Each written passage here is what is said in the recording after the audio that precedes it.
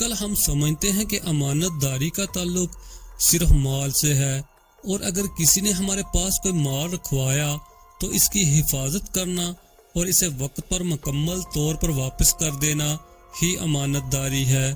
یہ بات درست ہے، لیکن جس طرح یہ امانت ہے اسی طرح اور بھی بہت ساری چیزیں امانت میں داخل ہیں۔ حکیم الامت مفتی احمد یار نعیمی رحمۃ اللہ تعالی علیہ فرماتے ہیں، اللہ پاک اور اس کے بندوں کے وہ حقوق جو ہمارے ذمے ہوں اور ان کی حفاظت ادائیگی ہم پر لازم ہو، انہیں امانت کہتے ہیں۔ اس سے معلوم ہوا کہ اللہ کریم اور بندوں کے حقوق کی ادائیگی بھی امانت داری ہے۔ ایسا ہی ایک ایسے شخص کا واقعہ ہم اس ویڈیو میں بیان کریں گے جس کی تفصیل بخاری شریف میں بھی آئی ہے۔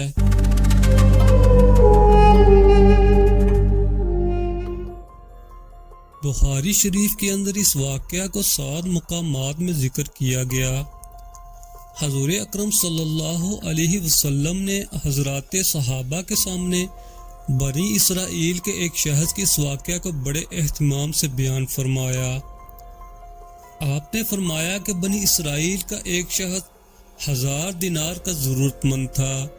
وہ سمندر پار کر کے دوسرے علاقے میں کسی صاحب حیثیت آدمی کے پاس پہنچا۔ اس سے جا کر 1000 دینار قرض مانگا۔ صاحب مال نے کہا کہ میں آپ کو پیسہ دے سکتا ہوں، لیکن گواہ کون ہے؟ آپ گواہ لائیے۔ اس شخص نے کہا، میرے اور آپ کے درمیان اللہ ہی گواہ کافی ہے۔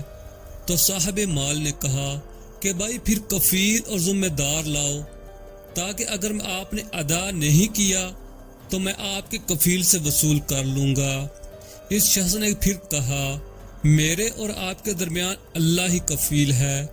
صاحب مال نے کہا، یہ بات تو سچ کہہ رہا ہے، لہذا ایک مدت متعین کر کہ 1000 دینار اس کے حوالے کر دیے کہ جب مدت پوری ہو جائے گی تو آپ ہمارا قرضہ ادا کر دیں گے۔ اس شخص نے کہا، ٹھیک ہے۔ پھر یہ شخص 1000 دینار قرض لے کر سمندر پار کر کے اپنے گھر پہنچ گیا اور اسے اپنی ضرورتیں پوری کی۔ جب قرض کی مدت پوری ہو گئی تو وہ شخص قرض ادا کرنے کے لیے 1000 دینار لے کر قرض ہوا کے یہاں پہنچانے کے لیے روانہ ہوا۔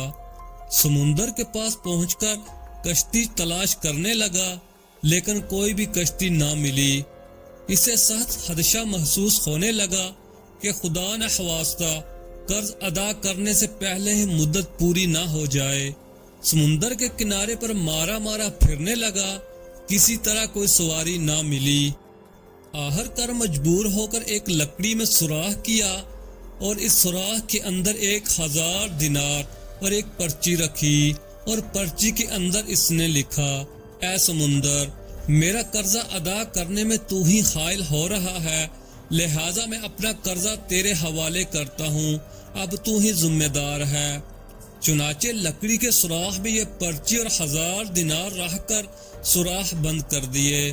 اس کے بعد اس لکڑی کو اس سمندر میں یہ کہہ کر بہا دیا کہ لے اب تو ہی ذمہ دار ہے، اور اللہ تعالیٰ سے دعا کی، اے اللہ، میرے قرضے کو ادا کرنے میں یہی سمندر حائل ہے، میں تجھے گواہ بناتا ہوں اور تو ہی گواہ ہے اور تو ہی کفیل ہے۔ جب قرض کی مدت پوری ہونے لگی تو وہ شخص قرضدار کے پاس پہنچنے کے لیے سمندر کے کنارے پر پہنچا تو اسے بھی کوئی سواری نہ ملی۔ اتفاق سے اس کے سامنے سمندر میں ایک لکڑی بہتی ہوئی آئی۔ جب وہ لکڑی سمندر کے بالکل کنارے پر آ گئی تو اس نے اس ارادے سے اس لکڑی کو اٹھا لیا کہ گھر میں عورتیں کھانا پکانے میں ایندھن کے کام لے لیں گی۔ گھر لے جا کر چیرا تو اس کو 1000 دینار اور وہ پرچی ملی۔ اب اس قرض خواہ کے اوپر جو کچھ عبرت ہونی تھی، قرضدار نے بعد میں پھر اپنے طور پر 1000 دینار کا مزید انتظام کر کے قرض خواہ کے پاس آ کر پیش کیا اور کہا کہ لو اپنا قرض لے لو۔